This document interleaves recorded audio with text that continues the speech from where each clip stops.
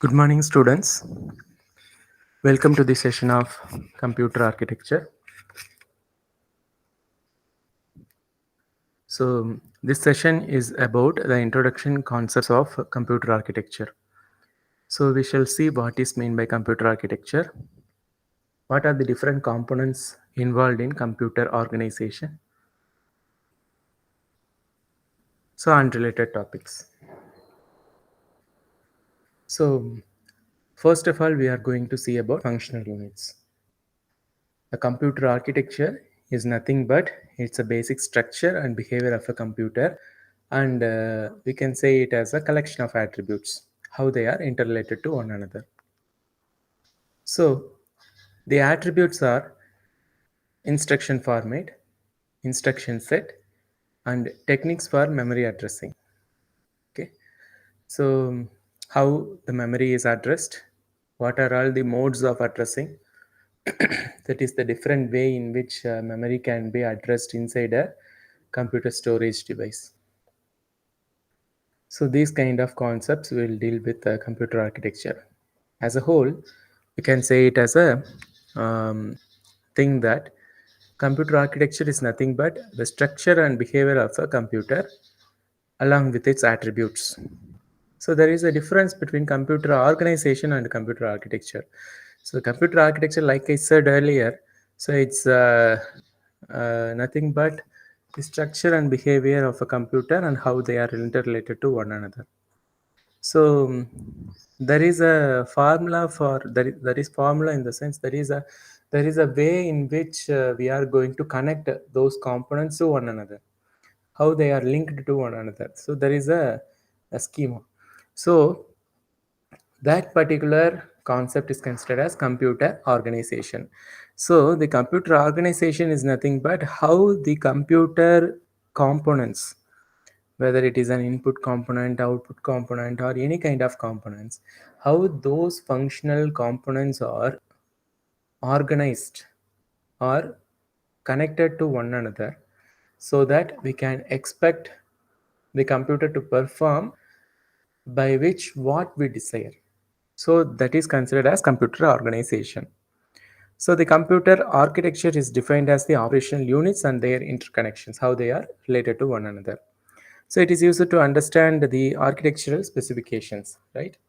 So, so these things are considered as computer organization. So coming back to the main topic, that is functional units. So the functional unit is a part of a central processing unit. It is used to perform basic operations and basic calculations or computations in which a program is intended to write. We are dealing with so much kind of programs written in any kind of languages. So for example, it may be a C program, C++, Python, or any kind of programs.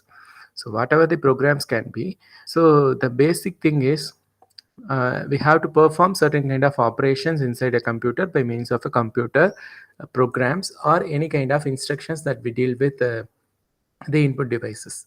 So these kind of functional units are categorized into three main groups: input unit, central processing unit, and output unit. So input unit. So the any kind of data or information or any kind of basic bits of considerations that we are going to provide as an input is called as input unit. So next one is output unit. Output unit is nothing but how we are going to present, going to see the result of a particular input data. So that is considered as output unit. So next one is central processing unit. It is composed of three different components. First one is memory unit, second one is arithmetic and logical unit, and the third one is control unit. So the diagram shows the basic structure of a functional unit, right? So the basic structure of a functional unit is composed of three components.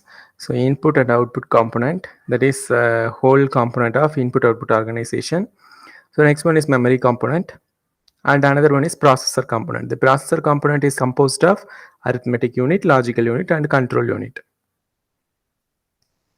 Okay, so the input unit or input module is composed of a set of devices or set of components which are used to read the data that can be processed inside the CPU. The basic thing we consider as example for input device is CPU, sorry, keyboard. Okay, so there are a lot more input devices available from older days to nowadays. So it ranges from joystick, Play Store input devices, microphones, trackballs, optical mouse, or microphones, headphones, so any kind of things. So memory unit. Next one is memory unit. So before knowing about what is memory unit, we need to have a look at the basic key terms inside the memory unit. So first one is word. So the cells are processed in groups called as words. So what is considered as cells? Okay, so the cell is nothing but everything you are you are when you see inside a memory chip. So it will be seen as a cell. Each cell is able to hold one bit of data. Okay, so a cell can able to hold one bit of data. So the group of cells that are used for processing in terms of groups are called as words. So then what about address? So address is nothing but it's a specification about a particular designation. Suppose we can give any kind of data. It can be it can be of binary data, decimal data, or any kind of characters or words we can give as input to the computer. So so these kind of data are to be held in a particular register variable. So for accessing any kind of word, a particular unique distinct address is needed. So that is considered as address. So next one is word length. So it is a number of bits in each word. We have already seen that each cell can hold one bit of data. So the word length is nothing but it's a number of bits in each and every word. Okay, so it may range from 16 to 32 or 64 bits of data or 128 bits of data. It can be of any variations. So memory access time. So it is used to calculate the performance of a particular CPU or memory unit. So the time required to access one word of data inside the memory. So that is, for example, if we are requesting a particular data from the main memory. So the main memory searches the particular data inside the main memory or some components such as a cache memory or any kind of memories. If the main memory is able to give the particular searched data in a particular period of time, so it is considered as a hit. So it is the time required to access any one word at a particular period of time. Okay. So next one is memory unit. It is used to store the programs or any kind of data that need to be processed inside the operational unit. So there are two main types of memory unit. First one is primary memory. Second one is secondary memory. So the primary memory. The primary memory is the fastest kind of memory and it is operating in the speed of electronic speed. So much faster speed. The programs must be stored inside the memory unit while executing a particular kind of instruction.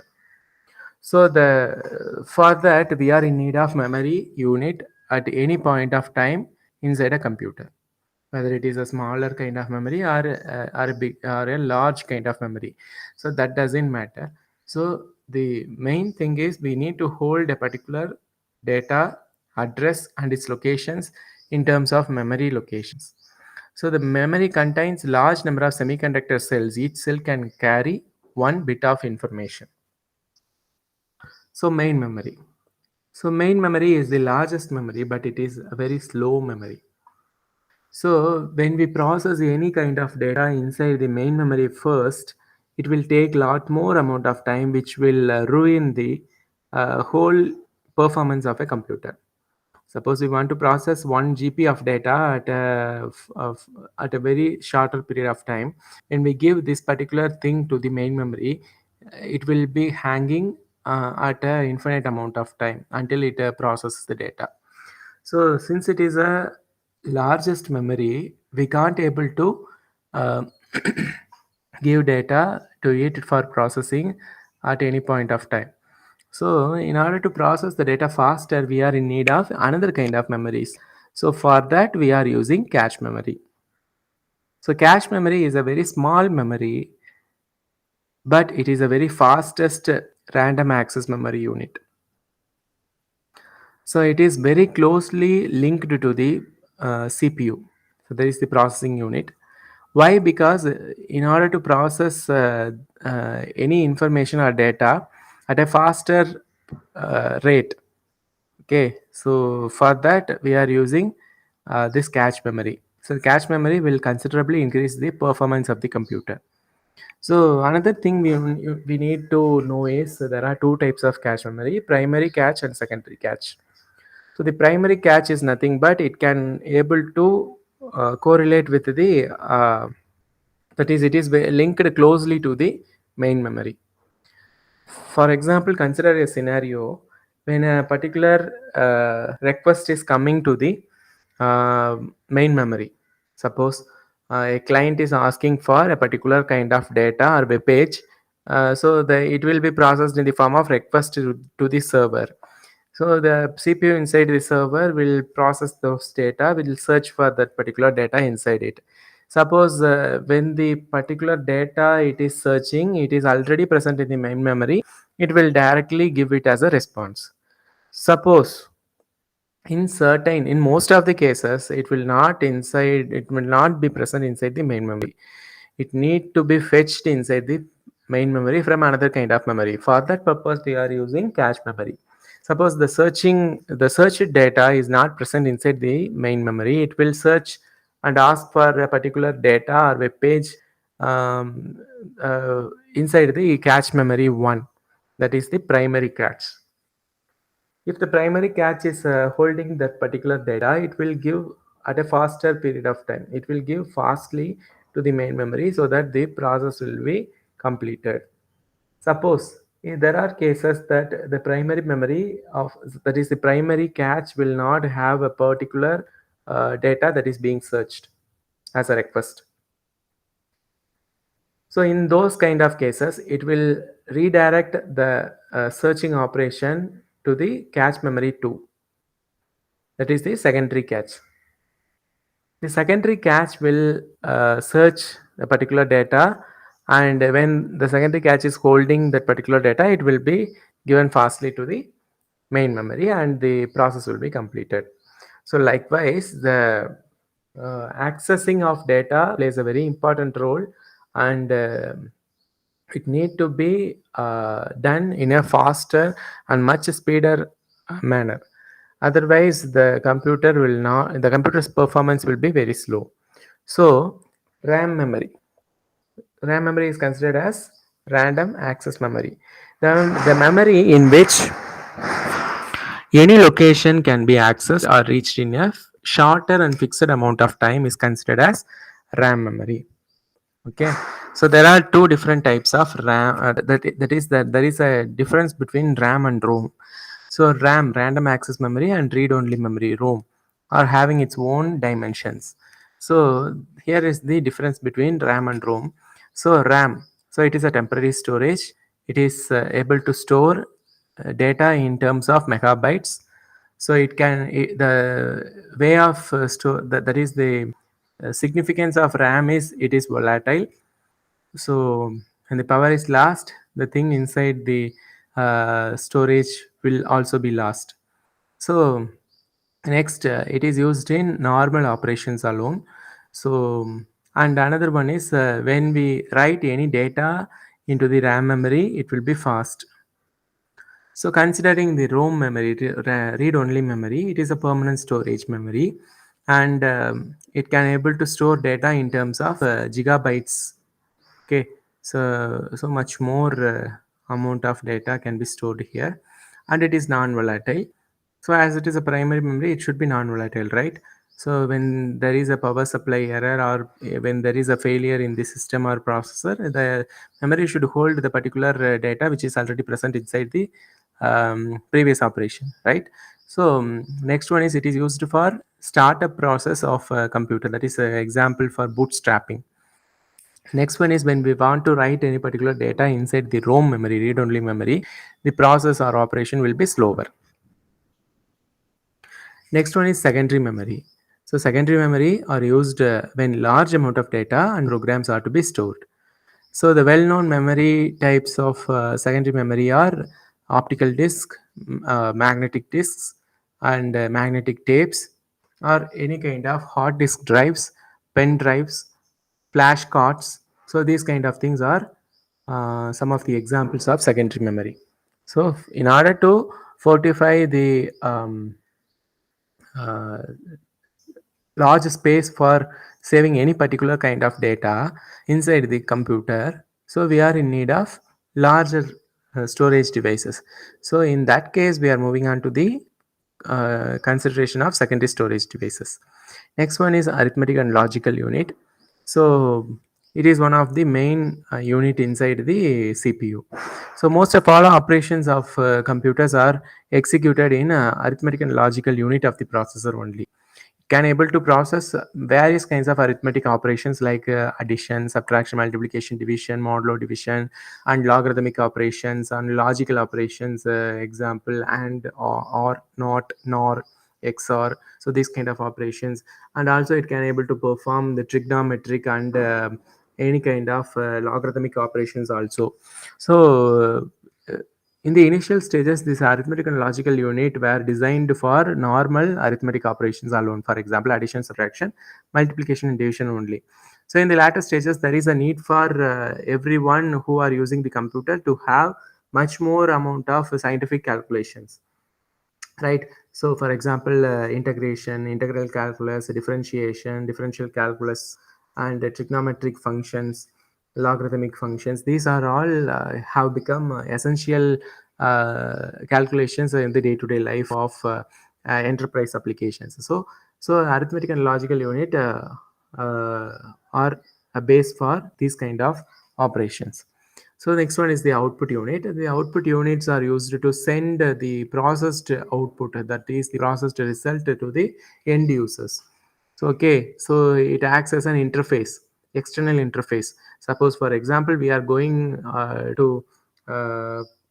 going to buy tickets, or we are going to take amount from ATM cards. We will go to the ATM stations. So in that we are in need of the display screen. So that is also an output unit. So everything which displays a particular information to the end user, so that the end user can give and get the output as a result. So these kind of things are considered as output unit. So output devices display information in a way that you can understand. The most common output devices is monitor. So output devices are piece of equipments that can be used to get information and any other response out from a computer. So these devices display information that has been held or generated within a particular period of time in a computer. Okay, so the well-known output devices are printer, graphic displays, for example, monitors, CRT, cathode ray display tube displays, LED screens, LCD screens, microfilm. So everything, printer, so fax machine. So everything are considered as output. Next one is control unit. So control unit are mainly concerned about uh, making control operations. For example, there is a need for reading and writing of data, and there is a need for storing those particular data inside the memory. So these kind of things we can't able to do without the use of control unit. The control unit is used to coordinate these kind of operations, such as operations from input output memory and logical unit, that is arithmetic and logical unit, in some way or other. So it coordinates the operations of all the units using control signals like timing signals. So without the control signals or timing signals, we can't able to synchronize any kind of data inside the computer. So the clock synchronization is one of the main tasks while we are dealing with reliability of data transfer. So control unit plays a very important role. The control unit sends control signals and timing signals. So these signals are the signals determining the time when a particular given action must take place and when a particular given action should not take place. So a large set of control lines in the sense of buses or wires. So a large set of control lines or wires are carrying the signals used for timing and synchronization of events in all the time inside the computer. So considering these things, we are mainly focusing on functional units of a computer. We just have a quick overview of what we have seen today. So we have seen about computer architecture, how the computer components are connected by means of computer organization, how these computer organization plays a very important role in computer design. And next one is what are the main functional units of a computer: input unit, output unit, and control unit. So each and every unit we have discussed so far. So finally we have seen about the arithmetic logical unit and control unit. So these five different kinds of functional units play a very important role whenever and wherever you are going to process any kind of data inside a computer. Okay, so in this class we have discussed these kind of topics in detail. So in the next class we shall see what is mean by um, the practical applications of control units and these kind of functional units in depth. Okay, so until that, thank you for listening. We will see in the next session. Thank you.